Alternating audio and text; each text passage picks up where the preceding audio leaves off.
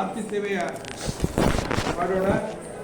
ತಾವೆಲ್ಲ ತಿಳಿದ ಹಾಗೆ ಬಂಧುಗಳೇ ಗಮನಿಸಬೇಕು, ನಾವು ನೀವೆಲ್ಲ ಅನೇಕ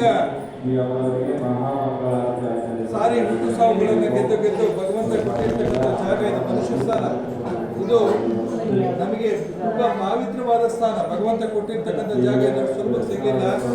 ಸುಮಾರು 84 ಕೋಟಿ ಜೀವರಾಶಿಗಳನ್ನು ದಾಟಿ ಬಂದಿದ್ದೀವಿ. ನೋಡಿ ಈ ಸ್ಥಾನ ಎಷ್ಟು ಶ್ರೇಷ್ಠವಾಗಿದೆ ಅಂತ ಹೇಳಿ.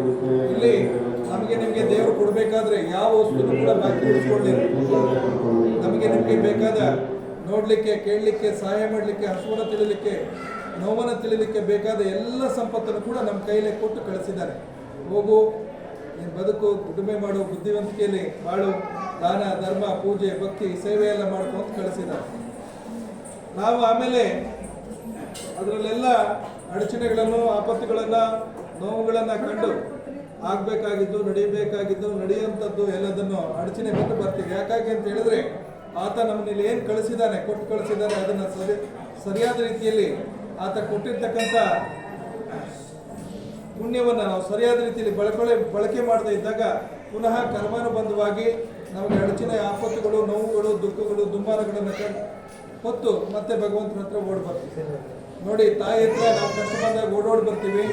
ಈಗ ನೀವೆಲ್ಲ ಬೆಳಗ್ಗೆಯಿಂದ ನೋಡ್ತಾ ಇದ್ದೀರಿ, ಮಕ್ಕಳು ತುಲಾಭಾರ ಸೇವೆ ಕೊಡೋದು, ಮದುವೆ ಆಗಿದ್ದು, ಉಡಿ ತುಂಬಿದ್ದು, ಆರೋಗ್ಯದ್ದು, ಇದನ್ನೆಲ್ಲ ಸೇವೆಗಳನ್ನೇ ಕೊಡ್ತಾ ಇರ್ತಾರೆ. ಆದರೆ ತಾಯಿ ಹತ್ರ ಅಗಾಧವಾದ ಪುಣ್ಯದ ಸಂಪಾದನೆ ಇದೆ. ಅದಕ್ಕಾಗಿ ಅವಳನ್ನು ನೋಡ್ಲಿಕ್ಕೆ ಬರ್ಬೇಕು, ನಾವು ಅವಳನ್ನ ದರ್ಶನಕ್ಕೆ ಬರಬೇಕು, ಅವಳ ಇದ್ದಲ್ಲಿಗೆ ಬರಬೇಕು. ಹುಡುಕಿ ಎಷ್ಟು ಎಲ್ಲಿದ್ದಾಳೆ, ಕಾಡು ಮೇಡಲ್ಲಿ ಎಲ್ಲೇ ಇರಲಿ ಆಕೆ ಹುಡುಕಿ ಬಂದು ಪಡ್ಕೊಂಡು ಹೋಗ್ತೀವಿ ನಾವು. ಅದಕ್ಕಾಗಿಯೇ ಯಾವತ್ತೂ ಕೂಡ ಸುಲಭವಾಗಿ ನಮಗೆ ಒಂದು ವಸ್ತು ಸಿಕ್ಕಿದ್ರೆ ಅದ್ರ ಬೆಲೆ ಗೊತ್ತಿರಲ್ಲ. ಅದಕ್ಕಾಗಿ ತಾಯಿ ಸನ್ನಿಧಾನಕ್ಕೆ ಬರುವಾಗ ಎಷ್ಟೋ ದೂರದಿಂದ ಬರಬೇಕು. ಈ ಕಾಡು ಮೇಡು, ಈ ಘಾಟಿ ಪ್ರದೇಶ ಎಲ್ಲ ದಾಟಿ ಅಮ್ಮನ ಹತ್ರ ಬರಬೇಕು. ಅಲ್ಲಿಗೆ ಬಂದು ಕೂತಿದ್ದಾಳೆ ಅಂದರೆ ತನ್ನ ಹತ್ರ ಅಗಾಧವಾದ ಪುಣ್ಯದ ಸಂಪತ್ತನ್ನಿಟ್ಟು ನಾನು ಎಲ್ಲಿರ್ತೀನಿ ಅಲ್ಲಿಗೆ ಬಂದು ಕಷ್ಟಪಟ್ಟು ಬಂದು ದರ್ಶನ ಮಾಡಿದ್ರೆ ನಿಮ್ಗೆ ಪುಣ್ಯದ ಫಲ ಕೊಟ್ಟು ಕಳಿಸ್ತಾರೆ. ಅದಕ್ಕಾಗಿ ಎಷ್ಟೋ ಜನಕ್ಕೆ ಅನ್ಸುತ್ತೆ, ಬೇಕಾದಷ್ಟು ಕಡೆ ಬೇಕಾದಷ್ಟು ಜಾಗ ಇದೆ, ವಿಶಾಲವಾದ ಪ್ರದೇಶದಲ್ಲಿ ಇರ್ಬೋದು, ಕಾಡಲ್ಲಿ ಅಮ್ಮ ಬಂದಿದ್ದಾಳೆ ಅಂತೇಳಿ. ಆಗಲ್ಲ, ಅವಳಿಗೆ ಎಲ್ಲಿ ಬೇಕೋ ಅಲ್ಲಿಗೆ ಇರ್ತಾಳೆ. ಆದರೆ ನಾವು ಅವಳು ಇದ್ದಲ್ಲಿಗೆ ಹೋಗ್ಬೇಕು. ಯಾವತ್ತೂ ಕೂಡ ನಾವು ಅದನ್ನು ಅರ್ಥ ಮಾಡ್ಕೋಬೇಕು. ಆ ಅಗಾಧವಾದ ಪುಣ್ಯದ ಸಂಪಾದನೆ ತಾಯಿ ಯಾಕೆ ಮಾಡಿ ಕೂತಿದ್ದಾರೆ, ನಾವು ಕೂಡ ಪುಣ್ಯದ ಸಂಪಾದನೆ ಅಂತ ಗಮನ ಕೊಡಬೇಕು ಬಂಧುಗಳು. ದಿನಾಲೂ ಕೂಡ ನಾವೆಲ್ಲ ಕೂಡಿ ಶ್ರೀಮಂತಿಕೆ ಸಂಪತ್ತಿನ ಗಳಿಕೆಯಲ್ಲೇ ತೊಡಗಿರ್ತೀವಿ. ಬೆಳಗ್ಗೆ ಎದ್ರೆ ದುಡ್ಡು ಮಾಡಬೇಕು, ಆಸ್ತಿ ಮಾಡಬೇಕು, ಐಷಾರಾಮಿ ಜೀವನ ಮಾಡಬೇಕು. ತಪ್ಪು ಅಂತ ಹೇಳಲ್ಲ ಬಂಧುಗಳು, ಸರಿ ಇದೆ. ಆದರೆ ನಾವು ಗಳಿಸ್ಬೇಕಾದ ಎಲ್ಲ ಸಂಪತ್ತು ಸದುಪಯೋಗ ಆಗಬೇಕು ಅಂದರೆ ನಮ್ಮ ಜೊತೆಯಲ್ಲಿ ಪುಣ್ಯದ ಸಂಪತ್ತು ಇರಬೇಕು ಬಂಧುಗಳು. ಈ ಪುಣ್ಯದ ಸಂಪತ್ತು ಇಲ್ಲದೆ ಹೋದರೆ ನೀವು ಹಗಲು ರಾತ್ರಿ ದುಡಿದ್ರೂ ಕೂಡ ಕೈ ಸಿಗೋದಿಲ್ಲ.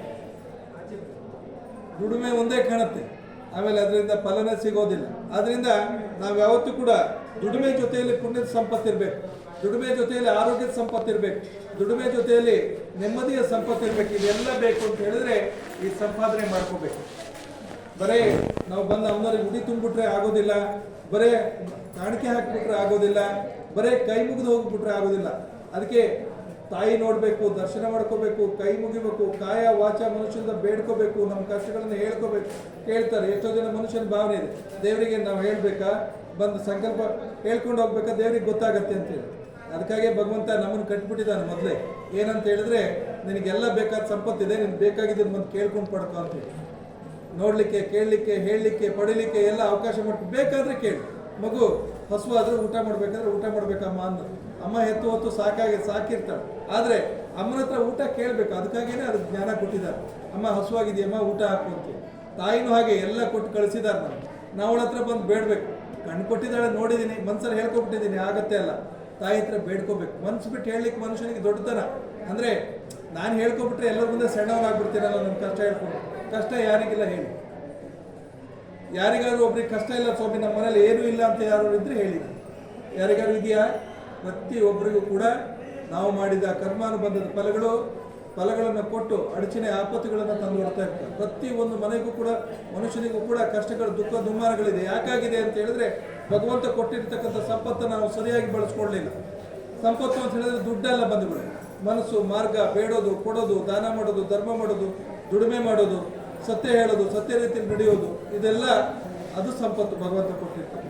ನಾವು ಅದನ್ನು ಸರಿಯಾದ ರೀತಿಯಲ್ಲಿ ಮಾಡದೆ ಹೋದಾಗ ನಮಗೆ ಕರ್ಮಾನುಬಂಧ ಆಗಿ ನಮಗೆ ದುಃಖ ದುಮ್ಮಾನಗಳು, ದಾರಿದ್ರ್ಯಗಳು ಬಂದು ದುಡ್ಡಿದೆ, ಗಾಡಿ ತಗೊಳಕ್ಕಾಗಲ್ಲ, ದುಡ್ಡಿದೆ, ಆಸ್ತಿ ಮಾಡೋಕ್ಕಾಗಲ್ಲ, ದುಡ್ಡಿದೆ, ಆರೋಗ್ಯ ಸರಿ ಇಲ್ಲ, ದುಡ್ಡಿದೆ, ಮಕ್ಕಳಿಗೆ ಕೆಲಸ ಕೊಡೋಕ್ಕಾಗಲ್ಲ, ದುಡ್ಡಿದೆ, ಮಕ್ಕಳು ಓದೋದಿಲ್ಲ. ಇದನ್ನೆಲ್ಲ ನಾವು ಸಮಸ್ಯೆಗಳನ್ನ ಹೊತ್ತಾಗ ಮಾತ್ರ ನಮಗೆ ದೇವ್ರ ಬೆಲೆ ಗೊತ್ತಾಗುತ್ತೆ. ಅಲ್ಲಿವರೆಗೂ ಕೂಡ ದುಡ್ಡಿನಿಂದ, ಆಸ್ತಿಯಿಂದ, ಶ್ರೀಮಂತಿಕೆಯಿಂದ ಓಡ್ತಾ ಇರ್ತೀವಿ. ದುಡ್ಡು ಇದ್ಬಿಟ್ರೆ ಎಲ್ಲ ಮಾಡೋಣ, ದುಡ್ಡಿದ್ರೆ ಎಲ್ಲ ಬಿಡು ಅಂತ ಹೇಳಿ. ದುಡ್ಡು ಇದ್ದು ಏನಾಗಲ್ವೋ ಆವಾಗ ಓಡ್ ಬರ್ತೀವಿ. ಇಲ್ಲ ಸ್ವಾಮಿ, ತಾಯಿಗೆಲ್ಲ ದುಡ್ಡಿದೆ, ಆರೋಗ್ಯ ಸರಿ ಇಲ್ಲ, ಮಕ್ಕಳದ್ದು ವಿದ್ಯಾಭ್ಯಾಸದಲ್ಲಿ ಸರಿ ಇಲ್ಲ, ಮಕ್ಕಳದ್ದು ಉದ್ಯೋಗದಲ್ಲಿ ಸರಿ ಇಲ್ಲ, ಮದುವೆ ವಿಚಾರದಲ್ಲಿ ಅಡಚಣೆ ಇದೆ, ಸಂತಾನದಲ್ಲಿ ತೊಂದರೆ ಇದೆ, ಹೀಗೆಲ್ಲ ಹೊತ್ತು ಬರ್ತೀವಿ. ಆದ್ರಿಂದ ಇದನ್ನೆಲ್ಲ ನಾವು ಪಡಿಬೇಕು ಅಂದರೆ ನಮ್ಮ ಜೊತೆಯಲ್ಲಿ ಪುಣ್ಯದ ಸಂಪಾದನೆ ಇರಬೇಕು. ಅಮ್ಮನವ್ರಿಗೆ ನೋಡಿ, ಆಕೆ ಪುಣ್ಯದ ಸಂಪಾದನೆ ಮಾಡಿ ಕೂತಿದ್ದಾಳೆ. ಅವಳು ಎಲ್ಲಿದ್ದಾಳೋ ಅಲ್ಲಿಗೆ ಓಡ್ಬೇಕು ನಾವು. ಬೇಕಾದ್ರೆ ಅವಳ ಹತ್ರ ಪುಣ್ಯದ ಸಂಪಾದನೆ ತಗೋಬೇಕು, ನಮ್ಗೆ ರಕ್ಷಣೆ ತಗೋಬೇಕು ಅಂದರೆ ಅವಳು ಇದ್ದಲ್ಲಿಗೆ ಹೋಗ್ಬೇಕು. ಹೋಗಿ ಕಣ್ತುಂಬ ನೋಡಿ, ಕೈ ಮುಗಿದು ಒಂದ್ಸಾರಿ ಬೇಡ್ಕೊಂಡು ಹೋಗ್ಬೇಕಾಗುತ್ತೆ. ಒಂದ್ಸರಿ ಒಬ್ಬೊಬ್ರಿಗೆ ಒಂದೊಂದ್ಸರಿ ಬೇಡ ಹೋಗ್ಬಿಟ್ರೆ ಮಾಡ್ಕೊಟ್ಬಿಡ್ತಾಳೆ. ಒಂದೊಂದ್ಸರಿ 10 ಸಾರಿ ಪಡ್ಬೇಕಾಗುತ್ತೆ, ಅವಳ ಹತ್ರ ಪಡ್ಕೋಬೇಕು. ಯಾಕಾಗಿ ಅಂತ ಹೇಳಿದ್ರೆ ನಮ್ಮ ಕರ್ಮದ ಸಂಪತ್ತು ಹೆಚ್ಚಿಗೆ ಇದೆ ಅಂತ. ಕೊಳೆ ಜಾಸ್ತಿ ಇದ್ರೆ ಸೋಪನ್ನು 2 ಸರಿ ಹಚ್ಚಿ ತೊಳಿಬೇಕು, ಒಂದ್ಸರಿ ಹೋಗೋದಿಲ್ಲ. ಎಲ್ಲಾದ್ರೂ ನೀವು ತುಪ್ಪನೋ ಎಣ್ಣೆ ವಸ್ತು, ಜಿಡ್ಡಿನ ವಸ್ತು ಮೈಗೆ ಹಚ್ಕೊಂಡು, ಜಿಡ್ಡು ಅಂದ್ರೆ ಕರ್ಮ, ಆ ಜಿಡ್ಡಿನ ವಸ್ತು ಜಾಸ್ತಿ ಇತ್ತು ಅಂದ್ರೆ ಒಂದ್ಸರಿ ನೋಡಿದ್ರೆ ನಮ್ಮ ಕರ್ಮ ಕಳೆಯೋದಿಲ್ಲ. 2 ಸರಿ ನೋಡ್ಬೇಕು, 3 ಸರಿ ನೋಡ್ಬೇಕು, ಅವನ ದರ್ಶನ ಮಾಡ್ಕೋಬೇಕು, ಪುನಃ ಕೇಳ್ಕೋಬೇಕು. ಅವಾಗ ಇರ್ಲಿ ಅಂತ ಹೇಳಿ ನಾವು ಯಾರಾದ್ರೂ ಒಂದು ಮನುಷ್ಯ 1 ಸರಿ 2 ಸರಿ 3 ಸರಿ ಬಂದ ಅಂದ್ರೆ 4ನೇ ಸರಿ ಹಸುವಾಗಿದೆ, 1 ಸರಿ ಬಂದು ಇಲ್ಲ ಹೋಗಪ್ಪ ಅಂತೀವಿ. 2ನೇ ಸರಿ ಬಂದು ಇಲ್ಲಪ್ಪ ಇನ್ನೂ ಟೈಮ್ ಇದೆ ಅಂತೀವಿ. ಇನ್ನೊಂದು ಸರಿ ಬಂದ ಅಂದ್ರೆ ಮನಸ್ಸಿಗೆ ಚೂರನು ಏನೋ ಪಾಪ ಕೊಟ್ಬಿಡೋಣ ಅಂತ ಹೇಳಿ ಕೊಡ್ತೀವಿ. ತಾಯಿನೂ ಹಾಗೆ ಅವ್ನ ಕರ್ಮನ ಸಂಪತ್ತನ್ನು ಪುನಃ ದರ್ಶನ ಮಾಡಿದಾಗ ನಮ್ಮ ಕರ್ಮದ ಸಂಪತ್ತು ಕಳೀತಾ ಇರ್ತೀವಿ, ತಿಳ್ಕೊಳ್ಳಿ. ಅದಕ್ಕಾಗಿನೇ ಹೇಳೋದು ನಾವು ಬಂದು ದರ್ಶನ ಮಾಡ್ಕೋಬೇಕು ಅಂತ. ನೀವು ಎಲ್ಲಿಗೆ ಹೋಗಿ ಸುಮ್ಮನೆ ಹೋಗಿ ದೇವಸ್ಥಾನವನ್ನು ಬಂದ್ಬಿಟ್ರೆ ಏನು ಸಿಗೋದಿಲ್ಲ. ಅಲ್ಲಿ ಹೋಗಿ ಎಲ್ಲ ನೋಡ್ಕೊಂಡು ಓಡಾಡಿ ಬಂದ್ರು ಏನು ಸಿಗೋದು. ಭಗವಂತನ ನೋಡ್ಬೇಕು, ತಾಯಿ ನೋಡ್ಬೇಕು, ಅವಳ ಹತ್ರ ಪುಣ್ಯದ ಸಂಪಾದನೆ ಇದೆ. ಅವಳು ನೋಡಿದಾಗ ನಮಗೆ ಲಾಭಾಂಶ ಇದೆ. ನಮ್ಮ ಕರ್ಮ ಕಳೀಲಿಕ್ಕಾಗಿ ಅವಳ ಹತ್ರ ಆ ಸಂಪತ್ತು ಇಟ್ಕೊಂಡಿದ್ದಾಳೆ. ನಾವು ಅವಳನ್ನ ಬಂದು ನೋಡ್ಬೇಕು, ಭಕ್ತಿ ಮಾಡಬೇಕು, ಹೇಳ್ಕೋಬೇಕು. ನಾವು ನೀವೆಲ್ಲ ವ್ಯವಸ್ಥೆ ಎಲ್ಲ ಮಾಡ್ಕೊಂಡಿದ್ವಿ, ಜಾತಿ ವ್ಯವಸ್ಥೆ ಎಲ್ಲ ಮಾಡ್ಕೊಂಡಿದ್ದೀವಿ, ಮನುಷ್ಯರು ಮಾಡ್ಕೊಂಡಿದ್ದೀವಿ. ಅವಳಿಗಿರೋದು 2 ಜಾತಿ, ಒಂದು ಗಂಡು ಒಂದು ಹೆಣ್ಣು, 2 ಜಾತಿ ನಾವೆಲ್ಲ ಮಾಡ್ಕೊಂಡಿದ್ದೀವಿ. ನಮ್ದು ಆ ಜಾತಿ, ನಿಮ್ದು ಈ ಜಾತಿ, ನಿಮ್ದು 10 ಜನ ಇದೆ, ನಮ್ದು ಇಷ್ಟು ಜನ ಇದೆ, ನಾವು ಹಾಗೆ ಮಾಡ್ತೀವಿ, ನಾವು ಹೇಗೆ ಮಾಡ್ತೀವಿ, ಇದೆಲ್ಲ ನಾವು ಮಾಡ್ಕೊಂಡಿದ್ವಿ. ಅವಳ ಹತ್ರ ಬಂದು ತಪ್ಪು ಮಾಡ್ಕೊಂಡು ಬಂದು ಕೈ ಮುಗಿತೀವಿ, ಎಲ್ಲ ಒಳ್ಳೇದು ಮಾಡ್ಕೊಡವ ಅಂತ. ಅವಳು ಹೇಳ್ತಾಳೆ, ಆಯ್ತಪ್ಪ ನೀನು ಮಾಡಿದ್ಯಾ, ನೀನು ಊಟ ಮಾಡುವಂತ, ನೀನೇನು ಒಳ್ಳೇದು ಮಾಡಿದ್ಯಾ ಅದನ್ನು ಊಟ ಮಾಡಿ, ಏನು ಕೆಟ್ಟದ್ದು ಮಾಡಿದ್ಯಾ ಅದು ಅನುಭವಿಸುವಂತ. ಆದ್ರಿಂದ ಭಗವಂತನ ಮೇಲೆ ಎಲ್ಲ ತಪ್ಪು ಹೊರಿಸ್ಬಿಡ್ತೀವಿ. ಮನುಷ್ಯನ ಮನಸ್ಸೇ ಹಾಗೆ. ದೇವ್ರು ಎಲ್ಲರಿಗೂ ಕೊಟ್ಟಿದ್ದಾರೆ, ಮರೆ ನಮಗೂ ಕೊಟ್ಟಿದ್ದಾರೆ. ದೇವ್ರು ಎದುರುಗಡೆ ಸಿಕ್ಕಿದ್ರೆ ನೋಡ್ತಿದ್ದೆ ಒಂದ್ಸರಿ ಅಂದ್ರೆ ಅಷ್ಟು ಕಷ್ಟ ಬಂದಿರ್ತವೆ. ಆ ಕಷ್ಟ ಬಂದ ತಕ್ಷಣ ಆ ಥರದ ಕೆಟ್ಟ ಭಾವನೆಗಳು, ಕರ್ಮನು ಸಂಪತ್ತು ಸಿಟ್ಟು ತರುತ್ತದೆ, ಅವಲೋಕನ ಮಾಡುತ್ತದೆ. ಅಂದ್ರೆ ಕೆಟ್ಟ ಯೋಚನೆಗಳನ್ನು ಉಂಟಾಗುತ್ತದೆ ಕರ್ಮದ ಸಂಪತ್ತು. ಒಳ್ಳೆ ಸಂಪತ್ತು ಹಾಗಲ್ಲ. ಒಳ್ಳೆ ಮನಸ್ಸು, ಒಳ್ಳೆ ಬುದ್ಧಿ, ಒಳ್ಳೆ ಜ್ಞಾನ, ಒಳ್ಳೆ ಅರಿವು, ಎಲ್ಲರಿಗೂ ಒಳ್ಳೇದಾಗಲಿ, ಎಲ್ಲರಿಗೂ ಚೆನ್ನಾಗಾಗಲಿ, ದಾರಿದ್ರ್ಯ ಕಳೆದು ಹೋಗಲಿ, ಸುಖ ಸಿಗಲಿ, ಎಲ್ಲರಿಗೂ ತಾಯಿ ದರ್ಶನ ಸಿಗಲಿ, ಎಲ್ಲರಿಗೂ ಅನ್ನಪ್ರಸಾದ ಸಿಗಲಿ, ಎಲ್ಲರಿಗೂ ಆರತಿ ಸಿಗಲಿ, ಒಳ್ಳೇದಾಗಲಿ ಅನ್ನೋ ಭಾವನೆ ನಾವು ಇಟ್ಕೊಂಡು ಮಾಡಿದ್ರೆ ನಮ್ಗೆಲ್ಲದನ್ನು ಕೊಡ್ತಾಳೆ. ನಾನೊಬ್ಬ ಒಳ್ಳೇದಾಗಬೇಕು, ಉಳಿದವರಿಗೆಲ್ಲ ನೋವು ಇರಲಿ ಅಂತ ಬಂದು ಹೋದ್ರೆ ಆಯ್ತಪ್ಪ, ನಿನಗೆ ಅನಿಸಿಕೆ ಅಂತ ಆಗಲಿ ಹೋಗುವಂತ, ಅವರಿಗೆಲ್ಲ ಒಳ್ಳೇದಾಗುತ್ತೆ, ನಿನಗೆ ಕೆಟ್ಟದಾಗತ್ತೆ ಅಂತ ಅರ್ಥ. ಅವ್ರು ಯಾವುದು ಬಾಯಿ ಬಿಟ್ಟು ಹೇಳೋದಿಲ್ಲ. ಆದ್ರಿಂದ ಯಾವತ್ತೂ ಕೂಡ ಜಾಗೃತಿಯಲ್ಲಿ ಬದುಕಬೇಕು. ನಾವು ಪುಣ್ಯ ಸಂಪಾದನೆ ಅಂತ ಗಮನ ಕೊಡಬೇಕು. ದಿನಾಲೂ ಇದ್ದಿದ್ದೆ ಸಂಸಾರ ಜೀವನ ಬಂಧುಗಳೇ, ನೀವೆಲ್ಲ ತಿಳಿದ ಹಾಗೇನೆ ನೀವು ನಮ್ಗಿಂತನೂ ಕೂಡ ತಿಳ್ಕೊಂಡು ಇದ್ದೀರಿ, ಜ್ಞಾನ ಇದೆ, ಅರಿವಿದೆ, ಎಲ್ಲರಿಗೂ ಇದೆ, ಯಾರು ಕೂಡ ದಡ್ರಲ್ಲ. ಆದ್ರೆ ಕೆಲವರಿಗೆ ನೋಡಿದ್ರೆ ಸಾಕಾಗ್ಬಿಡುತ್ತೆ, ತಿಳ್ಕೊಳ್ತಾರೆ. ಕೆಲವರಿಗೆ ಹಾಡು ಹೇಳ್ಬೇಕು, ಕೆಲವರಿಗೆ ಹೊಡೆದು ಮಕ್ಕಳು ವಿದ್ಯಾಭ್ಯಾಸ, ಕೆಲವು ಮಕ್ಕಳಿಗೆ ನೋಡಿ ಹೊಡೆದು ಹೇಳ್ಬೇಕಾಗುತ್ತೆ, ಕೆಲವು ಸರಿ ಒತ್ತೊತ್ತು ಹೇಳ್ಬೇಕಾಗುತ್ತೆ. ಆದ್ರಿಂದ ಅಲ್ಲಿವರೆಗೂ ಕೂಡ ಜ್ಞಾನದ ಅರಿವು ಆಗೋದಿಲ್ಲ. ಆದ್ರಿಂದ ನಾವು ಯಾವತ್ತೂ ಕೂಡ ಕೆಲವು ನೋಡಿ ಕಲಿಯೋದಿರುತ್ತೆ, ಕೆಲವು ಹೇಳಿ ಕಲಿಯೋದಿರುತ್ತೆ, ಕೆಲವು ಕೇಳಿ ಮಾಡೋದಿರುತ್ತೆ. ಇದನ್ನೆಲ್ಲ ನಾವು ಆಯಾ ಸಮಯಕ್ಕೆ ಕೇಳಬೇಕು. ಅಂದರೆ ಎಲ್ಲರಿಗೂ ಕೂಡ ಜ್ಞಾನ ಒಂದೇ ಥರ ಇರೋದಿಲ್ಲ, ಅದರಲ್ಲಿ ಏರುಪೇರು ಇರ್ತಾ ಇರುತ್ತೆ. ನಾವು ಘಟ್ಟ ಸಿಕ್ಕಿದಾಗ ಹೇಗೆ ಗಾಡಿ ಗೇರ್ ಚೇಂಜ್ ಮಾಡಿ ಮುಂದೆ ಹೋಗ್ಬೇಕು, ಅವಾಗ ಮಾತ್ರ ನಮ್ಗೆ ಗೊತ್ತಾಗುತ್ತೆ. ಘಟ್ಟ ಇದೆ, ಮೇಲೆ ಅಪ್ಪಿದೆ, ಗಾಡಿ ಹತ್ತಲ್ಲ, ಇದು ಕೊನೆ ಗೇರಲ್ಲಿ ಹೋಗಲ್ಲ, ಅಂದರೆ ಸೆಕೆಂಡಿಗೋ ಫಸ್ಟಿಗೋ ಬರಬೇಕಾಗತ್ತೆ. ಆದರೆ ನಮ್ಮ ಜೀವನ ನಡೆಸುವಾಗ ನಾವು ಅದಕ್ಕೆ ಯಾಕೆ ಯೋಚನೆ ಮಾಡಲ್ಲ?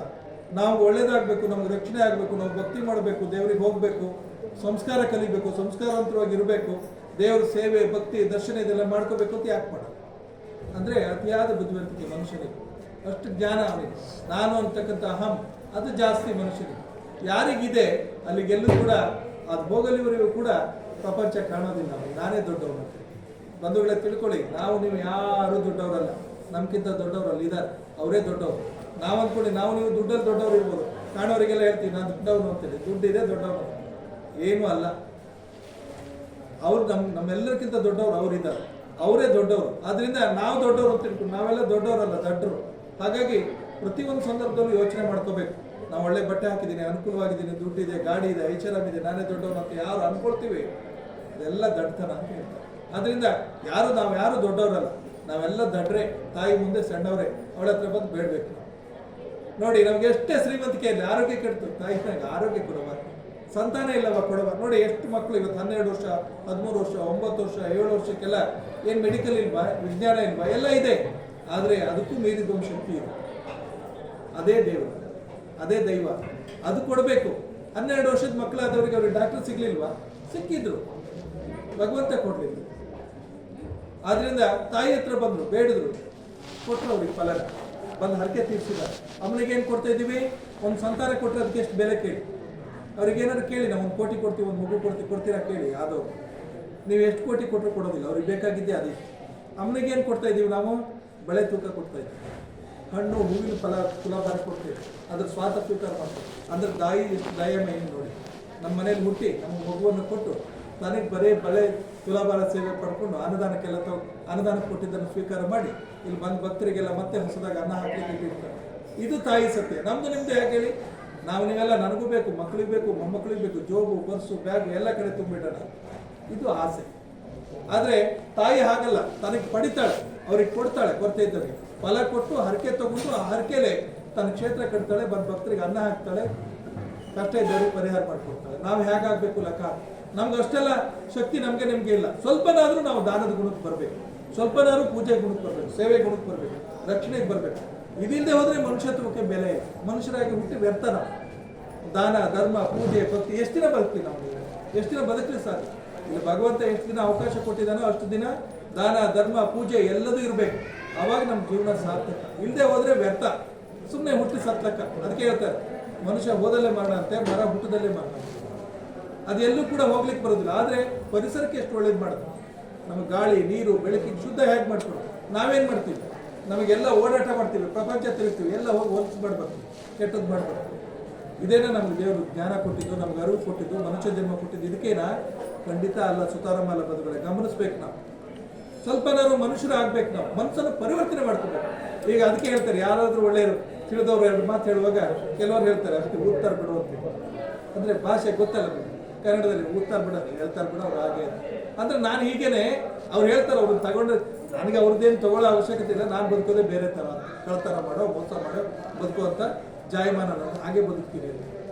ಅದು ಅವನಿಗೆ ಕಷ್ಟ ಬಂದಾಗ, ಅರಿವಾದಾಗ ಗೊತ್ತಾಗತ್ತೆ. ಒಳಗಡೆ ಹೋದಾಗ ಒಳ್ಳೆ ಮಂಗಳಾರತಿ ಮಾಡ್ತಾರಲ್ಲ, ಅವಾಗೆಲ್ಲ ಗೊತ್ತಾಗುತ್ತೆ ಅಲ್ಲಿ ಯಾಕೆ ತಪ್ಪು ಮಾಡಿಬಿಟ್ಟೆ. ನಮ್ಮ ಅಪ್ಪನ ಹೊಟ್ಟೆಲಿ ನಮ್ಮ ಅಮ್ಮ ತಾಯಿ ದುಃಖ ಪಡ್ತಿರ್ತಾರೆ, ಅಬ್ಬಬ್ಬ ನನ್ನ ಮಗ ಎತ್ತು ಹೊತ್ತು ಸಾಕದೆ ಎಲ್ಲ ಮಾಡಿದೆ, ಮಗನ ಬೆಳೆಸ್ದೆ, ಏನು ಕಳ್ಳನಾಗ್ಬಿಟ್ನಲ್ಲಪ್ಪ, ಇಂಥ ಹೊಟ್ಟೆಲಿ ಅವ್ನು ಹುಟ್ಟುಬಿಟ್ನಲ್ಲ ಅನ್ಸುತ್ತೆ. ಅವಾಗಲೇ ಸತ್ತೋಗ್ಬಿಟ್ಟಿದ್ರೆ ಸಾಕಿತ್ತು. ಅಂದರೆ ಇದು ತಾಯಿಗೆ ಬರ್ತಕ್ಕಂಥ ಗುಣ ಇದೆ, ತಾಯಿಗೆ ಬರ್ತಕ್ಕಂಥ ಭಾವನೆ ಇದೆ. ಮಗ ತಪ್ಪು ಮಾಡ್ತಾರೆ ಅಂದರೆ ನನ್ನ ಹೊಟ್ಟೆ ನಿಂತವ್ನು ಹುಟ್ಬಿಟ್ನಲ್ಲ ಅಂತೇಳಿ. ಹಾಗಾಗಿ ನಾವು ಯಾವತ್ತೂ ಕೂಡ ತಾಯಿಗಾಗಲಿ, ಧರ್ಮಕ್ಕಾಗಲಿ, ಸಮಾಜಕ್ಕಾಗಲಿ ಮರೆಯಾಗಿ ಬದುಕಬಾರ್ದು. ಸಮಾಜಕ್ಕೆ ಕೆಟ್ಟದ್ದು ಮಾಡಿ ಬದುಕಬಾರ್ದು. ಸಮಾಜದಲ್ಲಿ ಒಳ್ಳೇದು ಮಾಡಿ ಬದುಕಬೇಕು. 100 ಜನಕ್ಕೆ ಒಳ್ಳೇದು ಮಾಡೋವಂಥ ಸ್ಥಾನದಲ್ಲಿ ನಾವು ಇರಬೇಕು. ಅದನ್ನು ಭಗವಂತ ಕೊಡ್ತಾನೆ. ಈಗ ನಾವು ಕೇಳ್ಬೋದು, ನಮಗೆ ಆ ಸ್ಥಾನ ಕೊಟ್ಟಿದ್ದಾಳೆ ದೇವಿ, ನಿಮ್ಮದೇ ಅನ್ನ, ನೀರು, ಬೆಳಕು ಎಲ್ಲ ನಿಮ್ಮದೇ. ಆದರೆ ಅದನ್ನು ಯೋಗ್ಯ ರೀತಿಯಲ್ಲಿ ಕ್ಷೇತ್ರದಲ್ಲಿ ನಡೆಯೋ ಹಾಗೆ ನಿರ್ವಹಣೆ ಯೋಗ ಭಾಗ್ಯ ಕೊಟ್ಟಿದ್ದಾಳೆ. ಸಂಪತ್ತೆಲ್ಲ ನಿಮ್ಮದು ಅವಳುತ್ತೆ, ಅದ್ರ ನಿರ್ವಹಣೆ ನಮ್ಗೆ ಕೊಟ್ಟಿದೆ. ಅದೆಂಥ ಭಾಗ್ಯ. ಒತ್ತಡ ಇರ್ಬೋದು, ತೊಡಕಿರ್ಬೋದು, ನಾವೆಲ್ಲ ಸಂದರ್ಭದಲ್ಲೂ ಯೋಚನೆ ಮಾಡ್ತಾ ಇರಬೇಕು. ಭಕ್ತರಿಗೆ ಊಟದ ವ್ಯವಸ್ಥೆ ಏನಾಯ್ತು, ಏನೋ ಭಕ್ತರ ದರ್ಶನದ ವ್ಯವಸ್ಥೆ ಏನಾಯ್ತು, ಹರಕೆ ಕೊಡೋಕೆ ಬಂದವ್ರಿಗೆಲ್ಲ ಚೆನ್ನಾಗಾಯ್ತೋ ಇಲ್ಲ ಪಾಪ, ನಾವು ಅವ್ರಿಗೆ ಬಂದಾಗ ಇಲ್ಲಿ ಮುಂದೆ ಹೋಗಿ ಸಾಲಲ್ಲಿ ನಿಂದೆ ಇದ್ದಾಗ ಏನೋ ಮನಸ್ಸಿಗೆ ನೋವಾಗಿ ಮಾತಾಡಿದ್ದೀವಿ. ಇದನ್ನೆಲ್ಲ ಯೋಚನೆ ಮಾಡ್ತೀನಿ ಬಂಧುಗಳೇ. ನಿಮಗೆ ಇಲ್ಲಿ ಒಂದು ಸರಿ ನಿಮ್ಗೆ ಜೋರು ಮಾಡಿದ್ರೆ ನಮ್ಮ ಮನೆ ಹೋಗಿ ಕೂತಾಗ ದೇವ್ರ ಮುಂದೆ ಸ್ಮರಣೆ ಮಾಡುವಾಗ, ಜಪ ಮಾಡುವಾಗ ಅನ್ಸುತ್ತೆ, ಇವತ್ತು ಈ ಭಕ್ತರಿಗೆ ಅನ್ಬೋದು ಎಷ್ಟು ನೋವಾಯ್ತದೆ. ಅಲ್ಲಿ ತಾಯಿ ಹತ್ರ ಕ್ಷಮೆ ಕೇಳ್ತಿರ್ತಾರೆ. ನಿಮ್ಮ ಮುಂದೆ ಇಲ್ಲಿ ಜೋರು ಮಾಡಿ ನಿಮ್ಮನ್ನು ಬೇಗ ಊರಿಗೆ ಮುಡಿಸ್ಬೇಕು, ವ್ಯವಸ್ಥೆ ಎಲ್ಲ ಆಗಬೇಕು, ಹೇಳ್ತೀವಿ, ಜೋರು ಮಾಡ್ತೀವಿ, ಕಳಿಸ್ತೀವಿ. ಆದರೆ ತಾಯಿ ಹತ್ರ ಕ್ಷಮೆ ಕೇಳ್ಕೊಡ್ತೀವಿ. ಯಾಕಾಗಿ ಅಂತ ಹೇಳಿದ್ರೆ ನಮ್ಮನ್ನು ತಪ್ಪಾಗಿದೆ. ನಿಮ್ಮನ್ನು ಸಾಕಷ್ಟು ಹೊತ್ತಿಗೆ ಕೂರಿಸ್ಬೇಕು, ತಾಯಿ ದರ್ಶನಕ್ಕೆ ಬಿಡಬೇಕು. ಹೌದು, ಏನು ಮಾಡೋದು? ತಾಯಿ ಭಕ್ತರಿಗೆ ಎಲ್ಲರಿಗೂ ಸಿಗಬೇಕು ಅನ್ನೋ ಉದ್ದೇಶಕ್ಕಾಗಿ ನಿಮಗೆ ಮನಸ್ಸಿಗೆ ನೋವಾಗಾಗಿನೂ ಮಾತಾಡ್ಬಿಡ್ತೀವಿ. ಅದೆಲ್ಲ ಪ್ರಸಾದ ಅಂತ ತಿಳ್ಕೊಳ್ಳಿ. ನಾವು ನೋವಾಗಲ್ಲ, ನಿಮ್ಮ ಕ್ಷೇತ್ರಕ್ಕೆ ಬಂದಾಗ ನಿಮ್ಗೆಲ್ಲರಿಗೂ ವ್ಯವಸ್ಥೆ ಬೇಗ ಸಿಗಲಿ, ದರ್ಶನ ಸಿಗಲಿ, ತಾಯಿದೊಂದು ಸಂಕಲ್ಪ ಪ್ರಾರ್ಥನೆ ಹರಕೆಗಳೆಲ್ಲ ಹುಟ್ಲಿ ಅನ್ನೋ ಉದ್ದೇಶಕ್ಕಾಗಿ ಬೇಗ ಕಳಿಸ್ತೀವಿ, ಜೋರು ಮಾತಾಡ್ತೀವಿ ಅಷ್ಟೇ. ನಿಮಗೆ ನೋವಾಗಲಿ ಅನ್ನೋ ಉದ್ದೇಶ ಇಲ್ಲ. ತಾಯಿ ಹತ್ರ ಕ್ಷಮೆ ಕೇಳ್ಕೊಬಿಡ್ತೀವಿ. ತಾಯಿ ನೋಡುವ, ಇವತ್ತು ನನ್ನ ಭಕ್ತರಿಗೆ ಯಾರಿಗಾರು ನೋವಾಗಿದ್ರೆ ಕ್ಷಮೆ ಇರಲವ ನಮ್ಮಿಂದ ತಪ್ಪಾಗಿದ್ರೆ, ನಮ್ಮ ಕರ್ತವ್ಯದಲ್ಲಿ ಲೋಪ ಆಗಿದ್ರೆ ಅಂತ ಕೇಳ್ತೀವಿ. ಯಾಕಾಗಿ ಅಂತ ಹೇಳಿದ್ರೆ ನಾವು ಅವಳನ್ನು ಪೂಜೆ ಮಾಡ್ತೀವಿ, ನಮ್ಮ ಹತ್ರ ಇದ್ದಾಳೆ, ನಮಗೆ ಒಲಿದಿದ್ದಾಳೆ ಅಂತೇಳಿ ನಾವು ಅವ್ರ ಹಾಗೆ ದೊಡ್ಡವರಲ್ಲ, ಅವಳ ಹತ್ರ ಕ್ಷಮೆ ಕೇಳ್ಕೊಳ್ಳೇಬೇಕು ನಾವು. ಹಾಗಾಗಿ ನಾವು ಯಾವತ್ತೂ ಕೂಡ ಅದು ಹೇಳಿದ್ದನ್ನ ಸ್ವಲ್ಪನಾದ್ರು ಮನಸ್ಸನ್ನು ಪರಿವರ್ತನೆ ಮಾಡ್ಕೋಬೇಕು. ಎಲ್ಲ ದಿವಸನೂ ನಮಗೆ ಆರ್ತಿ ಸಿಗೋದಿಲ್ಲ. ಈ ಸಮಯಕ್ಕಿದ್ರೆ, ಈ ಸಮಯಕ್ಕೆ ಬಂದ್ರೆ, ಸರಿಯಾಗಿದ್ರೆ, ಈ ಕೂರ್ಲಿಕ್ಕೆ ಅವಕಾಶ ಸಿಕ್ಕಿದ್ರೆ ಕೂರ್ಬೋದು. 10 ನಿಮಿಷ, 1 ನಿಮಿಷ, 1 ಸೆಕೆಂಡ್ ತಾಯಿ ಸನ್ನಿಧಾನ ಕೂತ್ರೆ ಎಷ್ಟೋ ಜನ್ಮದ ಕರ್ಮ ಕಳೆದೋಗುತ್ತೆ. ಸುಮ್ಮನೆ ಕೂರೋದಿಲ್ಲ, ನಮ್ಮಲ್ಲಿ ಸುಮ್ಮನೆ ಕೂರ್ಸೋದಿಲ್ಲ. ಅವರು ನಮ್ಮ ಕರ್ಮ ಪೂರ್ತಿ ತಾಯಿಯ ಪುಣ್ಯ ಭೂಮಿಯಲ್ಲಿ ವಿಲೀನ ಆಗುತ್ತೆ. ಅದು ತಾನು ಶಕ್ತಿಯನ್ನು ಕಳ್ಕೊಳ್ಳುತ್ತೆ, ಮೈನಸ್ ಆಗುತ್ತೆ. ಆದ್ರಿಂದ ಅದು ಕೂರೋದು, ಸುಮ್ಮನೆ ಕೂರ್ಲಿಕ್ಕೆ ಬರೋದಿಲ್ಲ. ಕೂರಿ ಅಂದ್ರೂ ಕೂರೋದಿಲ್ಲ. ಕೂರ್ಸೋಳು, ಕರೆಯೋಳು ಎಲ್ಲ ಅವಳು. ನಾವು ನೆಪ ಮಾತ್ರ ಅಷ್ಟೇ. ನಿಮ್ ಕೂರಿ ಅಂತ ಹೇಳೋ ಕೆಲಸ ನಾನು ಮಾಡೋ ಕೆಲಸ ಅವನು. ಅವ್ರು ಹೇಳಿದ್ದಾರೆ ಕೂರ್ಬೇಕು, ನಾನು ನನ್ನ ಮನಸ್ಸು ಕೊಡೋಳು ಅವಳು. ಕೂತು ಧ್ಯಾನ ಮಾಡಬೇಕು, ಹೇಳಿದ್ದನ್ನು ಕೇಳಬೇಕು ಅಂತ ಹೇಳಿ ಪುಣ್ಯ ಇದ್ರೆ ಅವಳು ಕೊಡ್ಬೇಕು ಮನಸ್ಸು. ಅವಾಗ ಮಾತ್ರ ನಿಮ್ಗೆ ಪುಣ್ಯದ ಉದಯ ಆಗುತ್ತೆ. ಅದರಿಂದ ಯಾವತ್ತೂ ಕೂಡ ಮನಸ್ಸನ್ನು ಪರಿವರ್ತನೆ ಮಾಡ್ಕೋಬೇಕು. ಸಮಯ ನಾವು ನೀವೆಲ್ಲ ಕಳೆದ ಸಮಯ ಜಾಸ್ತಿ ಆಗಿದೆ, ಕಳೆಯೋ ಸಮಯ ಕಡಿಮೆ ಇದೆ. ಇನ್ನಾದರೂ ಯೋಚನೆ ಮಾಡ್ಕೊಂಡು ಹೋಗ್ಬೇಕು. ಆದ್ರಿಂದ 3 ಆರ್ತಿ ಸೇವೆಗಳು ನಡೀತಾವೆ. ನಾವು ಏನು ಸೇವೆ ಮಾಡ್ತೀವಿ, ಈ ಸೇವೆ ಎಷ್ಟೇ ಫಲ ಈ ಆರ್ತಿ ಸೇವೆಯಲ್ಲಿದೆ. ಮೊದಲಿಗೆ ಪಂಚಾರ್ತಿ ಆಗುತ್ತೆ. ಇದು ಪಂಚಕರ್ಮ ದೋಷಗಳ ನಿವಾರಣಾರ್ಥವಾಗಿ ಆಗುತ್ತೆ. ಈಗ ವಿದ್ಯೆ ಕಲ್ತವನೇನು ದೊಡ್ಡ ವಿದ್ಯೆ ಕಲ್ತವನು ಮಹಾಜ್ಞಾನಿ ಅಲ್ಲ. ಯಾರು ಸತ್ಯ ಧರ್ಮವನ್ನು ತಿಳ್ಕೊಂಡು ನಿಯತ್ತಲ್ಲಿ ಧರ್ಮ ಆಚರಣೆ ಮಾಡಿಕೊಂಡು ಪ್ರಾಮಾಣಿಕವಾಗಿ ಬದುಕ್ತಾನೋ ಅವನೇ ಶ್ರೀಮಂತ, ಅವನೇ ಧರ್ಮಿಷ್ಠ. ವಿದ್ಯೆ ಕಲಿತು ಬೇಡದಿದ್ದ ಸಮಾಜದಲ್ಲಿ ಮಾಡಿಬಿಟ್ರೆ ಏನು ಬೆಲೆ, ಎಲ್ಲಿಗೆ ಹೋಯ್ತು ವಿದ್ಯೆ ಬೆಲೆ. ಹಾಗಾಗಿ ಪ್ರತಿಯೊಂದು ಕೂಡ ವಿಚಾರ ಮಾಡಬೇಕು. ಇಲ್ಲಿ ಅಮ್ಮನಿಗೆ ಬೇಕಾಗಿತ್ತು ಸತ್ಯ ಧರ್ಮ ನ್ಯಾಯ, ಇಷ್ಟೇ ಬೇಕಾಗಿತ್ತು ಅವರಿಗೆ. ಬಾಕಿಯದೇನು ಬೇಕಾಗಿಲ್ಲ. ನಮ್ಮ ಸಂಪತ್ತು ಕೊಡ್ತಾಳೆ, ರಕ್ಷಣೆ ಮಾಡ್ತಾಳೆ, ನಡ್ಕೊಂಡಾಗೆಲ್ಲ ಕೊಡ್ತಾ ಇರ್ತಾಳೆ. ಆದ್ರಿಂದ ಮೊದಲಿಗೆ ಪಂಚಾರ್ತಿ ಆಗುತ್ತೆ. ಇದು ಪಂಚಕರ್ಮ ದೋಷಗಳ ನಿವಾರಣಾರ್ಥವಾಗಿ ನಡೆಯುತ್ತೆ. ನಾವು ನೀವೆಲ್ಲ ಅಂದ್ರೆ ನಡೆಯುವಾಗ, ನುಡಿಯುವಾಗ, ಆಡುವಾಗ ಪ್ರತಿಯೊಂದು ಹಂತದಲ್ಲೂ ಕರ್ಮ ಬಂಧ ಆಗುತ್ತೆ. ವ್ಯವಹಾರ ಮಾಡುವಾಗ ಯಾರಿಗಾದ್ರೂ ಮನಸ್ಸಿಗೆ ನೋವಾಗ ಮಾತಾಡುವಂಥದ್ದು, ವ್ಯವಹಾರ ಮಾಡುವಾಗ 5 ರೂಪಾಯಿ ತಗೊಳ್ಳಲ್ಲ 10 ರೂಪಾಯಿ ತಗೊಳ್ಳೋಂಥದ್ದು ಕರ್ಮ ಬಂಧನೆ. ನಡೆಯುವಾಗ ನಾವು ಜೀವಿಗಳನ್ನು ಮೆಟ್ಟುವಂಥದ್ದು, ನೋವು ಮಾಡುವಂಥದ್ದು, ಯಾರಿಗಾದ್ರೂ ಕಾಲು ತಾಗಿಸುವಂಥದ್ದು, ಕೆಟ್ಟದ್ದಾಗಿ ಅವ್ರಿಗೆ ಮಾತಾಡುವಂಥದ್ದು, ಇದೆಲ್ಲ ಕೂಡ ಕರ್ಮ ಬಂಧದ ಸಂಪತ್ತಿನ ಮೂಲ. ಅದರಿಂದ ನಾವು ಇದೆಲ್ಲ ಕಳೀಲಿ ಅಂತೇಳಿ ಭಗವಂತನಿಗೆ ಈ ಆರತಿ ಮಾಡುವಂಥದ್ದು. ಅದಕ್ಕಾಗಿ ಆರತಿ ನಡೆಯುತ್ತೆ ನೋಡಿ, ಸುಮ್ಮನೆ ನಡೆಯೋದಿಲ್ಲ. ನಮ್ದೆಲ್ಲ ಕರ್ಮ ಬಾಧೆ ಕಳೀಲಿ ಅಂತ ಹೇಳಿ, ಪಂಚಕರ್ಮಗಳು ಕಳೀಲಿ ಅಂತೇಳಿ ಭಗವಂತನಿಗೆ ಪಂಚಾರ್ತಿ ನಡೆಯುತ್ತೆ. ಆದ್ದರಿಂದ ಈ ಸೇವೆ ನಾವು ಮಾಡಿಕೊಂಡು ನೀವೆಲ್ಲರೂ ಸಂಕಲ್ಪ ಮಾಡಿಕೊಂಡು ನಮ್ಮ ಕರ್ಮದ ಸಂಪತ್ತನ್ನು ಕಳ್ಕೊಂಡು ನಂತರದಲ್ಲಿ ಮಂಗಳ ಜ್ಯೋತಿಯ ಸೇವೆ. ತಾವೆಲ್ಲ ತಿಳಿದ ಹಾಗೇನೆ ನಾವು ನೀವೆಲ್ಲ ಆಸ್ತಿ, ಶ್ರೀಮಂತಿಕೆ, ಸಂಪತ್ತು ಎಲ್ಲ ಗಳಿಸ್ಕೊಂಡು ಮನೆ ಮಾಡಬೇಕು, ಮದುವೆ ಮಾಡಬೇಕು, ಗಾಡಿ ತರಬೇಕು, ಆಸ್ತಿ ತಗೋಬೇಕು, ಇದನ್ನೆಲ್ಲ ಯೋಚನೆ ಮಾಡ್ತಾ ಇರ್ತೀವಿ. ಅದಕ್ಕೆಲ್ಲ ಅಡ್ಡಿಗಳನ್ನು ಕಾಣ್ತಾ ಇರ್ತೀವಿ. ಎಲ್ಲ ಇದೆ, ಆಗ್ತಾ ಇಲ್ಲ, ಏನು ಮಾಡಬೇಕು, ಅಡ್ಡಿ ಆತಂಕಗಳನ್ನು ಕಾಣ್ತಾ ಇರ್ತೀವಿ. ಅದೆಲ್ಲ ನಿವಾರಣೆ ಆಗಲಿ ಅನ್ನೋ ಉದ್ದೇಶಕ್ಕಾಗಿ ಮಂಗಳ ಜ್ಯೋತಿಯ ಸೇವೆ ನಡೆಯುತ್ತೆ ನೋಡಿ. ಈ ಉದ್ದೇಶಕ್ಕಾಗಿ ಆರತಿ ನಡೆಯುತ್ತೆ. ಇದರಲ್ಲಿ ಪಾಲ್ಗೊಂಡು ನೀವೇ ನಾವಾಗ್ಬೋದು, ನೀವೇ ಸಂಕಲ್ಪ ಮಾಡ್ಕೋಬೋದು, ನೀವೇ ಹೇಳ್ಕೋಬೋದು. ಈಗ ಗಮನಕ್ಕೆ ಆರತಿ ಆಗುವಾಗ ನಮ್ಮ ಹತ್ರ ಸಂಕಲ್ಪ ಮಾಡೋದು ಬೇಡ, ನೀವೇ ಸಂಕಲ್ಪ ಮಾಡ್ಕೊಳ್ಳಿ ಅಂತ ಹೇಳ್ತಿದ್ದೀವಿ. ತಾಯಿ ನಮ್ಗೆ ಹೀಗಿದೆಯವ, ಮನೆ ಕಟ್ಟಬೇಕು, ನಡೆಸ್ಕೊಡುವ, ಗಾಡಿ ತರಬೇಕು, ನಡೆಸ್ಕೊಡ್ಬೇಕು, ಮದುವೆ ಮಾಡಬೇಕು, ನಡೆಸ್ಕೊಡುವ, ಆರೋಗ್ಯ ಸರಿ ಇಲ್ಲ, ನಡೆಸ್ಕೊಡುವ, ಏನೇನು ಕಷ್ಟಗಳಿದೆ ಪರಿಹಾರಕ್ಕೆ ನೀವೇ ಸಂಕಲ್ಪ ಪ್ರಾರ್ಥನೆ ಮಾಡ್ಕೋಬೋದು. ಅದನ್ನು ನೆರವೇರಿಸಿಕೊಡ್ತಾ ಇದ್ದೇವೆ. ಆದ್ರಿಂದ ಮಂಗಳ ಜ್ಯೋತಿಯ ಸೇವೆ ನಡೆಯುತ್ತೆ. ಸುಮ್ಮನೆ ನಡೆಯೋದಿಲ್ಲ. ಒಂದು ಆರತಿನೂ ಕೂಡ, ಒಂದು ವಸ್ತುನೂ ಕೂಡ ಇಲ್ಲಿ ಇದ್ದಿದ್ದು ಉದ್ದೇಶಪೂರ್ವಕವಾಗೇ ಇದೆ. ಉದ್ದೇಶಪೂರ್ವಕವಾಗಿ ಆ ಸೇವೆಗಳು ನಡೀತವೆ, ಸುಮ್ಮನೆ ನಡೆಯೋದಿಲ್ಲ. ಮನುಷ್ಯರು ಬಾರು ಮಾಡ್ತಾರೆ ಬಿಡು, ಆರತಿ ಏನು ಬಿಡು ಅಂದರೆ ಮನುಷ್ಯರು ಬಾರು ಅವ್ರು ಮಾಡ್ತಾರೆ ಬಿಡು, ನೋಡೋಣ. ಇಲ್ಲಿದ್ದೀವಿ, ಹೊರಗಡೆ ಹೋಗ್ಬೋದು, ಕೂತಿದ್ದೀವಲ್ಲ ನೋಡೋಣ ಅಂದರೆ ನಮ್ಮೆಲ್ಲರ ಒಳಿತಿಗಾಗಿ ಆ ಸೇವೆ ನಡೀತಾ ಇದೆ. ಅದರಿಂದ ಸೇವೆಯಲ್ಲಿ ಪಾಲ್ಗೊಂಡು ಪುಣ್ಯ ಸಂಪಾದನೆಗೆ ನಾವು ಜಾಗ ಮಾಡಿಕೊಟ್ಟು ಮಾತ್ರ ನಮ್ಗೆ ಪುಣ್ಯದ ಸಂಪತ್ತು ನಮ್ಗೆ ಸಿಗುತ್ತೆ. ನಮ್ಮ ಪರ್ಸು ಸರಿಯಾದ ರೀತಿಯಲ್ಲಿ ನಾವು ಇಟ್ಕೊಳ್ಳೋದೇ ಇದ್ರೆ ನಮ್ಮ ದುಡ್ಡು ಬಿದ್ದು ಹೋಗ್ಬಿಡುತ್ತೆ. ಸರಿಯಾದ ವ್ಯವಸ್ಥೆ ಇಟ್ಕೊಂಡು ಪರ್ಸಲ್ಲಿ ಇಟ್ಕೊಂಡು ಮಾತ್ರ ಅದು ಭದ್ರವಾಗಿ ಉಳಿಯುತ್ತೆ. ಪುಣ್ಯನೂ ಹಾಗೇನೆ, ಸರಿಯಾದ ರೀತಿಯಲ್ಲಿ ಭಕ್ತಿ ಮಾಡಿ ತಾಯಿ ಹತ್ರ ನಿಂತು ಬೇಡಿ ಹೇಳಿದ್ದನ್ನು ಕೇಳ್ಕೊಂಡು ಮಾಡ್ಕೊಂಡು ಹೋದ್ರೆ ನಮ್ಗೆ ಪುಣ್ಯದ ಸಂಪಾದನೆ, ಪುಣ್ಯದ ಫಲ ಸಂಪೂರ್ಣ ಸಿಗುತ್ತೆ. ನಾವು ಬಂದು ತಾಯಿ ಹತ್ರ ಬೇಡ್ಕೊಂಡು ಹೋದ್ರೆ ನಮ್ಮ ಫಲ ರಕ್ಷಣೆ ಆಗುತ್ತೆ. ಆಮೇಲೆ ನಮ್ದೇನು ಬೇಡ್ಕೊಂಡು ಹೋದ್ರೆ ರಕ್ಷಿಕನ ಸ್ವಾಮಿ, ಮನುಷ್ಯನ ಉಡಾಪೆ ಗುಣ ಅಂತ ಹೇಳ್ತಾರೆ. ಬೇಡ್ಕೊಳ್ಳಿ ಅಂತ ನಾನು ಬೇಡ್ಲಿಕ್ಕೆ ಭಿಕ್ಷುಕನ, ನಾವೆಲ್ಲರೂ ಭಿಕ್ಷುಕರೇ ಬಂದಿದ್ದೇವೆ ದೇವರ ಮುಂದೆ. ನಾವೆಲ್ಲ ಭಿಕ್ಷುಕರೇ. ಅವ್ರ ಹತ್ರ ಆರೋಗ್ಯ ಕೊಡುವ, ಸಂಪತ್ತು ಕೊಡುವ, ನೆಮ್ಮದಿ ಕೊಡುವ, ಸುಖ ಕೊಡುವ, ಬೇಡ್ಲಿಕ್ಕೆ ಬಂದವ್ರು ನಾವು. ಬೇಡೋದು ಅಂದ್ರೆ ಭಿಕ್ಷುಕರು ಅಂತೇಳಲ್ಲ, ಬೇಡೋದು ಅಂದ್ರೆ ಪಡೆಯೋದು ಅಂತ. ನಮ್ಮ ಅವ್ರ ಹತ್ರ ಬೇಕಾಗಿದ್ದನ್ನು ಕೇಳ್ಕೊಳ್ಳೋದು ಅಂತ. ಆದ್ರಿಂದ ನಾವು ಇದನ್ನೆಲ್ಲ ಕನ್ನಡ ಭಾಷೆಯಲ್ಲಿ ಬೇರೆ ಬೇರೆ ಥರ ತಿಳ್ಕೊಂಡು ಮಾಡ್ಕೊಂಡು ಹೋಗ್ತೀವಿ. ಅದರಿಂದ ತಪ್ಪು ಅಭಿಪ್ರಾಯಗಳನ್ನು ನಾವು ಕಲ್ಪನೆ ಮಾಡ್ಲಿಕ್ಕೆ ಮನುಷ್ಯನಿಗೆ ಮನಸ್ಸು ಭಾರಿ ಸ್ವತಂತ್ರ ಇದೆ. ಆದ್ರಿಂದ ತಪ್ಪು ಅಭಿಪ್ರಾಯಕ್ಕೆ ಅವಕಾಶ ಕೊಡು. ಬೇಡೋದು ಅಂದರೆ ಪಡೆಯೋದು. ಅದಕ್ಕೆ ಪಡ್ಕೊಳ್ಳಿಕ್ಕೆ ಬಂದಿದ್ವಿ. ಮಂಗಳ ಜ್ಯೋತಿ ಸೇವೆ ಮಾಡೋದ್ರಿಂದ ನಮ್ಗೆ ಯಾವ್ಯಾವ ಕೆಲಸ ಕಾರ್ಯಗಳ ವಿಘ್ನ ಇದೆ ತಾಯಿ ಹತ್ರ ಬೇಡ್ಕೊಂಡು ಹೋದ್ರೆ ಸಾಕು, ಅದೆಲ್ಲ ನಿವಾರಣೆ. ಮುಂದೊಂದು ದಿವಸ ನಮ್ಮ ಮನ್ಸು ಹೇಳುತ್ತೆ, ಅವತ್ತು ಹೊಡೆದ ಮೇಲೆ ನಮಗೆ ಆರ್ತಿ ಸಿಕ್ಕಿತ್ತಪ್ಪ, ಅವತ್ತು ಹೇಳ್ಕೊಂಡು ಬಂದಿದ್ದೆ, ತುಂಬ ಕಷ್ಟ ಇತ್ತು, ಆಗೋಯ್ತು. ಆಮೇಲೆ ಬಂದು ತಾಯಿ ಹತ್ರ ನಿಂತು ಅವ್ರು ಹೇಳ್ಕೊಂಡು ಹೋಗಿದ್ದವ, ಆಯ್ತು ಬಾ ನನಗೆ ಬಲ ಹೇಳ್ಕೊಂಡಿದ್ದೆ, ಊಟ ಕೊಡ್ತಿದ್ದೆ, ಸೊ ದರ್ಶನ ಮಾಡ್ತೀನಿ ಅಂತ ಹೇಳಿದ್ದೆ, ಮಾಡ್ತಾ ಇದ್ದೀನಿ ಅಂತ ಕೊಟ್ಟು. ಆದ್ದರಿಂದ ಮಂಗಳ ಜ್ಯೋತಿ ಸೇವೆ ಆಗಿದೆ. ಕೊನೆಯದಾಗಿ ತಾಯಿ ಜಗನ್ಮಾತೆ ಪದ್ಮಾವತಿ ದೇವಿಗೆ ಪಂಚಾರ್ತಿ ಮತ್ತು ಕರ್ಪೂರಾರ್ತಿ ಸೇವೆಗಳ ಲಕ್ಷ್ಮೀ, ಸರಸ್ವತಿ, ಶಾರದೆ ಎಲ್ಲರ ಮಗಳು ಕೂಡ ತಾಯಿ ಪದ್ಮಾವತಿ ಹತ್ರ ಇರೋದು. ಈ 3 ಗುಣಗಳು ವಿದ್ಯೆ ಇದೆ, ಆರೋಗ್ಯ ಇದೆ, ಸಂಪತ್ತಿದೆ, ರಕ್ಷಣೆ ಇದೆ. ಅದಕ್ಕಾಗಿ ಅವಳ ಹತ್ರ ಬಂದರೆ ದಾರಿದ್ರ್ಯ ಕಳೆದೋಗುತ್ತೆ, ಕಷ್ಟಗಳು ದೂರ ಆಗುತ್ತೆ, ಸಂತಾನ ಫಲ ಆಗುತ್ತೆ, ಮದುವೆ ಕಾರ್ಯ ಆಗುತ್ತೆ. ಇದೆಲ್ಲ ಯಾಕಾಗತ್ತೆ ಅಂದರೆ ಎಲ್ಲ ತಾಯಿ ಹತ್ರ ಇದೆ. ಆದ್ದರಿಂದ ಅವಳ ಹತ್ರ ಬಂದು ಬೇಡದೆ ನಮ್ಮನ್ನೆಲ್ಲ ಈಡೇರಿಸಿ ರಕ್ಷಣೆ ಮಾಡಿ ನಡೆಸ್ಕೊಡ್ತಾರೆ. ಲಕ್ಷ್ಮೀ, ಸರಸ್ವತಿ, ಶಾರದೆ ಎಲ್ಲ ಗುಣಗಳು ತಾಯಿ ಪದ್ಮಾವತಿ ಹತ್ರ ಇರೋದು. ಅದಕ್ಕಾಗಿ ತಾಯಿ ಮೂಲಸ್ಥಾನ ನಮ್ಗೆ ಗೊತ್ತಾಗಿದೆ. ನಾಗರಾಣಿ, ನಾಗದೇವತೆಯಲ್ಲಿ ತಾಯಿ ಪ್ರಧಾನಮಂತ್ರಿ. ನೋಡಿ, ಪದ್ಮಾವತಿ ದೇವಿ ನಾಗರಾಣಿ, ಭೂಮಂಡಲದಲ್ಲಿ ಭೂಮಿಯನ್ನು ಅಷ್ಟು ತೂಕ ಇರ್ತಕ್ಕಂಥ, ಶಕ್ತಿ ಇರ್ತಕ್ಕಂಥ ಸಂಪತ್ತು ಪದ್ಮಾವತಿ ದೇವಿ. ಆಕೆ ಮನೆಯೇ ಹುತ್ತದ ಮನೆ, ಅರಮನೆ ಅವಳಿಗೆ. ನಮಗೆಲ್ಲ ಚಿನ್ನದ ಮನೆ ಅಂತೀವಲ್ಲ, ಹೊನ್ನಿನ ಮನೆ ಹಾಕಿದ್ವಿ, ನಮ್ಗೆ ಅರಮನೆ ಅಂತೀವಿ, ಅವಳಿಗೆ ಹೊನ್ನಿನ ಮನೆ, ಹುತ್ತದ ಮನೆಯೇ ಅರಮನೆ ಅಂತೀವಿ ಪದ್ಮಾವತಿ ದೇವಿ. ನಾಗರಾಣಿ ಅವಳು, ನಾಗದೇವತೆಯಲ್ಲಿ ತಾಯಿ ಪ್ರಧಾನ ಉನ್ನತ ಸ್ಥಾನ. ಅವ್ರು ಬಂದು ನೋಡಿದ್ರೆ ಸಾಕು, ನಮ್ಮ ನಾಗದೋಷದ 5% 10% ಇದ್ರೆ ನೀವು ಪೂಜೆನೇ ಮಾಡಿಸ್ಕೊಂಡು ಜೀರೋ ಆಗ್ತದೆ. ನೋಡಿ, ಪ್ರತಿಯೊಬ್ಬರಿಗೂ ಕೂಡ ರಾಹು ಪೂಜೆ, ಕೇತು ಸ್ಥಾನಗಳು ನಾಗದೋಷಗಳು ಅಂತಾರೆ. ಅದು ಕೆಲವು ಕುಂಡ್ಲಿ ಆಧಾರದ ಬರುತ್ತೆ, ಕೆಲವರಿಗೆ ಬಡದು ಬರುತ್ತೆ, ಒಡಸು ಬರುತ್ತೆ, ನೋಡು ಬರುತ್ತೆ. ನೋಡಿ, ಎಷ್ಟೋ ಸರಿ ಏನು ಆಪಾದನೆ ಮಾಡಿದೆ, ಕಳ್ಳ ನೋಡಿದ್ರೆ ಸಾಕು ನಮ್ಮನ್ನು ಕಳ್ಳ ಅಂತ ಕನ್ಸೆಪ್ಟ್ ಮಾಡ್ತಾರೆ. ಹಾಗೆ ಆ ಥರದ್ದು ನೋಡಿದ್ರು ಕೂಡ ದೋಷ ಬಾಧೆಗಳು ಬರಲಿಕ್ಕೆ ಕಾರಣಗಳಿವೆ. ದೋಷ ಜಾತಕದಾಗ ಇರುತ್ತೆ, ಬಡದು ಬರುತ್ತೆ, ಬಡದು ನೋಡಿ ಬರುತ್ತೆ, ಕೇಳಿ ಬರುತ್ತೆ, ಬಡದ್ರು ಅಂತ ಕೇಳಿದ್ರು ಬರುತ್ತೆ ಅಂತ ಹೇಳ್ತಾರೆ ದೋಷ. ಅದರಿಂದ ನಾವು ಜಾಗ್ರತೆ ಇರಬೇಕು. ನಮಗೆ ಬೇಕಾಗಿದ್ದನ್ನು ಮಾತ್ರ ಕೇಳಿಸುವಾಗಿರ್ಬೇಕು. ನಮ್ಮ ಕಿವಿ ಅಷ್ಟು ಮನಸ್ಸು ಜಾಗ್ರತೆ ಇರ್ಬೇಕು. ನನಗೆ ಬೇಡದಿದ್ದ ವಿಷಯ ಬಿಟ್ಬಿಡು, ಬೇಡದಿದ್ದು ನೋಡೋದೇ ಬೇಡ, ಯಾಕೆ ಬೇಕು? ಆ ಥರ ಭಾವನೆಗೆ ಬಂದಾಗ ನಾವು ಅಪರಾಧಿಗಳಾಗೋದಿಲ್ಲ, ದೋಷಕ್ಕೆ ಕಾರಣರು ಆಗೋದೇ ಇಲ್ಲ. ಅದೊಂದು ಸ್ವೀಕಾರನೇ ಮಾಡಿರಲ್ಲ ನಮ್ಮ ದೇಹ, ನಮ್ಮ ಮನಸ್ಸು ಸ್ವೀಕಾರ ಮಾಡಿಲ್ಲ. ಆದ್ದರಿಂದ ಆ ಮನಸ್ಸನ್ನು ಜಾಗೃತಿಗೊಳಿಸ್ಕೋಬೇಕು. ಆದ್ದರಿಂದ ತಾಯಿಗೆ ಆರತಿ ಆಗುತ್ತೆ. ಈ ತಾಯಿ ಆರತಿ ಮಾಡೋದ್ರಿಂದ ದುಃಖ, ದೋಷ, ದಾರಿದ್ರ್ಯ, ಕಸುಬಾಧೆ, ಶತ್ರುಬಾಧೆ ಎಲ್ಲ ನಿವಾರಣೆ ಆಗುತ್ತೆ. ನೋಡಿ, ಇಷ್ಟೆಲ್ಲ ಫಲ ಸಿಗುತ್ತೆ. ಒಂದು ಆರತಿಲಿ ಇಷ್ಟೆಲ್ಲ ಫಲಗಳು ಸಿಗುತ್ತೆ. ಆದರೆ ತಾಳ್ಮೆಯಲ್ಲಿ ನಿಂತು ಹೇಳಿದ್ದನ್ನು ಕೇಳಿ ಆ ಸೇವೆಯಲ್ಲಿ ಪಾಲ್ಗೊಂಡು ಸೇವೆ ಮಾಡ್ಕೊಂಡು ಹೋದ್ರೆ ನಮ್ಗೆ ಇಷ್ಟೆಲ್ಲ ಫಲಗಳು ಸಿಗುತ್ತೆ. ಏನು ಕಳ್ಕೊಳ್ಳೋದನ್ನೇ ಪಡ್ಕೊಳ್ಳೋದು. ಆದರೆ ಇದರಲ್ಲಿ ಏಕಾಗ್ರತೆ ಬೇಕು, ಸೇವೆಗೆ ಮನೋಭಾವನೆ ಇರಬೇಕು, ಹೇಳಿದ್ದನ್ನು ಕೇಳ್ಕೋಬೇಕು. ಈ ಫಲಗಳನ್ನು ನಾವು ಅಪೇಕ್ಷೆ ಇಟ್ಕೋಬೇಕು. ನಮ್ಗೆ ಯಾವತ್ತೂ ಅಷ್ಟೇ, ನಾವು ಯಾವ ಥರ ಒಂದು ಅಪೇಕ್ಷೆ ಪಟ್ಟು ಮಾತ್ರ ವಸ್ತು ತರಲಿಕ್ಕೆ ಸಾಧ್ಯ ಅಲ್ವಾ? ಯಾವುದೇ ಒಂದು ವಸ್ತು, ಮನೆ ಕಟ್ಟಬೇಕು ಅಂತ ಅಪೇಕ್ಷೆ ಪಟ್ಟು ಕಟ್ಟಲೇಬೇಕು ಅಂತ ಚೆನ್ನಾಗಿದ್ದಾಗ ಮಾತ್ರ ಮನೆ ಆಗಲಿಕ್ಕೆ ಸರ್. ಒಂದು ಗಾಡಿ ತರಲಿಕ್ಕೆ ಅದಕ್ಕೆ ಲೋನ್ ಬೇಕು, ಅದಕ್ಕೆ ಏನೇನು ಸಹಾಯ ಬೇಕು, ಎಲ್ಲಿ ಹುಡುಕ್ಬೇಕು, ಅವನ್ನೆಲ್ಲ ಅಪೇಕ್ಷೆ ಪಟ್ಟು ಹೋದಾಗ ಮಾತ್ರ ನಮ್ಗೆ ಹೇಗೆ ಫಲ ಸಿಗುತ್ತೋ, ತಾಯಿ ಹತ್ರನೂ ಅಪೇಕ್ಷೆ ಪಟ್ಟು ಸೇವೆ ಮಾಡ್ಬೇಕು, ಅವಾಗ ನಮಗೆ ಫಲ ಸಿಗುತ್ತೆ. ಯಾಕಾಗಿ ಅಂತ ಹೇಳಿದ್ರೆ, ದೇವಿ ಹತ್ರ ಬಂದು ಕೈ ಮುಗಿದಿದ್ದೀನಪ್ಪ, ನೋಡಿದ್ದೀನಿ, ದೇವರಿಗೆಲ್ಲ ಗೊತ್ತಾಗತ್ತೆ ಅಂತ ಹೋದ್ರೆ, ನಿನಗೆಲ್ಲ ಕೊಟ್ಟು ಕಳಿಸಿದ್ದೀನಿ, ನೀವು ಹೇಳ್ಕೊಂಡಿಲ್ಲ, ನೀನು ಹೆಂಗೆ ಅಂದ್ಕೊಂಡಿದ್ದೆ ಹಾಗೆ ಆಗಲಿ ಹೋಗು, ನೀವು ಹೇಳ್ಕೊಂಡು ಹೋಗಿದ್ದೆ ಮನಸ್ಸಲ್ಲಿ, ಹಾಗೆ ಇರುತ್ತೆ ಹೋಗು ಅಂತ. ಅದರಿಂದ ನಾವು ಬಾಯಿ ಬಿಟ್ಟು ಅವ್ರಿಗೆ ಹೇಳ್ಕೋಬೇಕು. ನಾವು ಅವ್ರ ಮುಂದೆ ಎಲ್ಲ ಸಣ್ಣವರೇ ಬಂದಿದ್ದೀವಿ. ನಾವು ನಮ್ಮ ಪುಣ್ಯ ಸಂಪಾದನೆಗೆ ಬಂದಿದ್ದೀವಿ, ಭಕ್ತಿ ಸಂಪಾದನೆಗೆ ಬಂದಿದ್ದೀವಿ.